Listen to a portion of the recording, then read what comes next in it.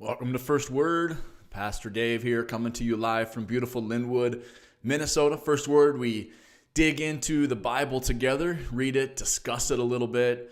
Hope you're doing well today. I'm filming this on Monday, April 26th. Waiting for sun in Minnesota. So much clouds and rain and cool weather, but once the sun comes, life will be well. So today, let's begin this week by looking at Mark 13, 32 to 37. We have Jesus has been in this chapter of Mark 13, kind of a complicated chapter. He's predicting that the temple is going to be destroyed soon, that there's going to be some hardship. And then we're going to move into the passion narrative after this chapter. But we're going to finish this and Mark 13, 32 to 37 today. Let's read that together. Here we go. But about that day or hour, no one knows, not even the angels in heaven, nor the Son, but only the Father. Be on guard, be alert. You do not know when that time will come. It's like a man going away. He leaves his house and puts his servants in charge, each with their assigned task, and tells the one at the door to keep watch. Therefore, keep watch, because you do not know when the owner of the house will come back, whether in the evening or at midnight or when the rooster crows or at dawn. If he comes suddenly, do not let him find you sleeping. What I say to you, I say to everyone, watch. The word of the Lord. Mark 13. If he comes, do not let him find you sleeping.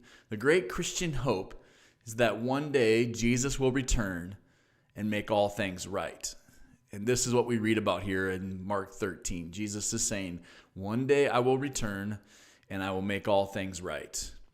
It's like a man going away who leaves his servant in charge, Jesus says. And you have a choice to sleep, to slack off, or to be about your master's business.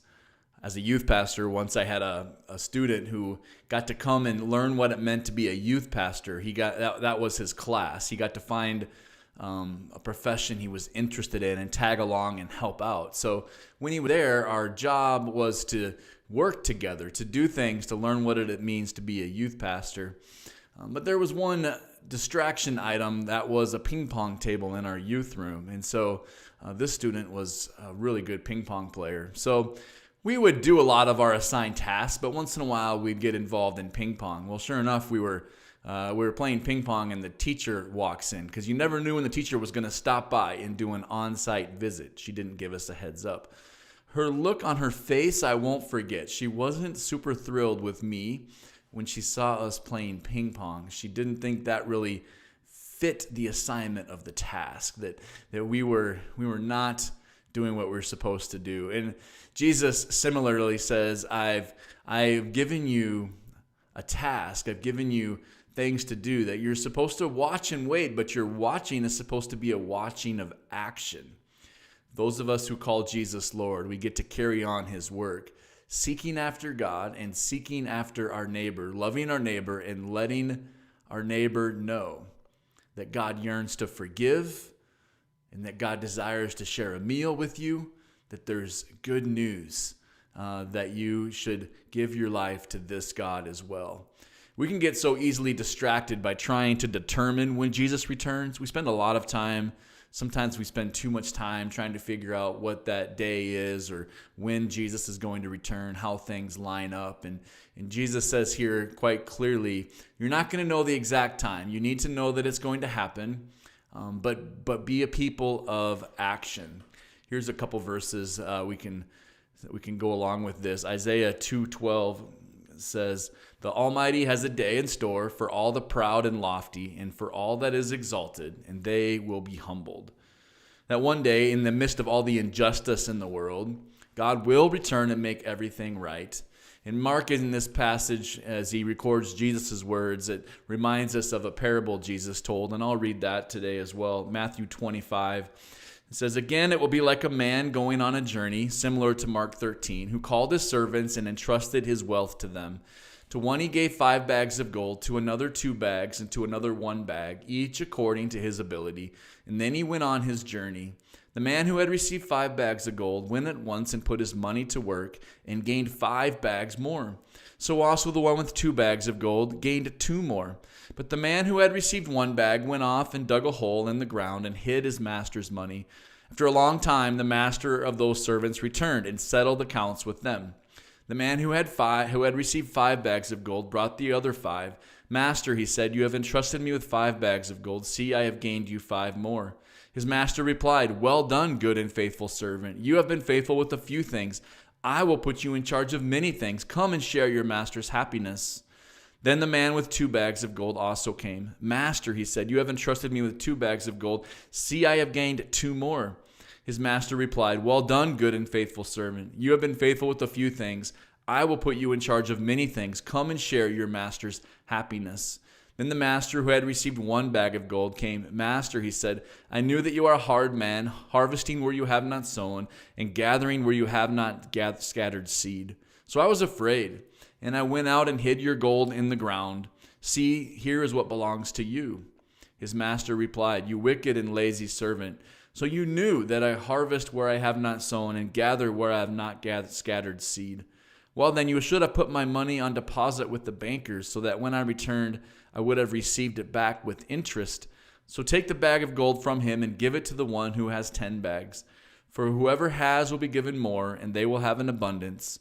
Whoever does not have, even what they have, will be taken from them. And then it ends with this shocking verse, and throw that worthless servant outside into the darkness where there will be weeping and gnashing of teeth. So this reminder that God has given us gifts, abilities, a mission, talents, and that we are to use those to share the good news of who God is, and that God expects us. He has high expectations that we use this time, our life, the stage of life that we're in, that we use it well, that we use it for a mission, something bigger than ourselves. And this is God's expectation. Jesus, in Mark 14, the Passion narrative is about to start. Jesus is going to march towards the cross. And in Mark 13:35, he says, keep watch, for you do not know when the owner of the house will come back, in the evening or at midnight or when the rooster crows or in the morning. I want you to think about that as we go through the Passion narrative. In the evening, in the next couple of days, we'll talk about the Last Supper. It happened on that evening. And then at midnight, Jesus was arrested, and the disciples were sleeping and couldn't stay awake with him. When the rooster crows, Peter denies Jesus and says, I do not even know the man. And then in the morning, Jesus will be before Pilate, facing the cross. And we'll see the disciples really falling away and not being ready to be with Jesus. And this is the challenge. That are we willing to keep watch? Are we willing to be about the mission of God, that there's good news for the world, that the God of the universe has come and died and rose again so that we might be forgiven and that we might have a place at the table with the King of Kings and the Lord of Lords. May our waiting be not one of predicting the end, but one of action, love of neighbor. Friends, may the Lord bless you and keep you. The Lord make his face to shine upon you and be gracious to you.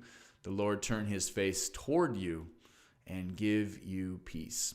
Thanks for joining us on First Word. Good to be back with you. We'll see you tomorrow morning. Artwork for First Word by Emily Lemon. Sound production by Chris Stoltzman. And our original music, it comes to us from Lonnie Leo. Have a good day, friends.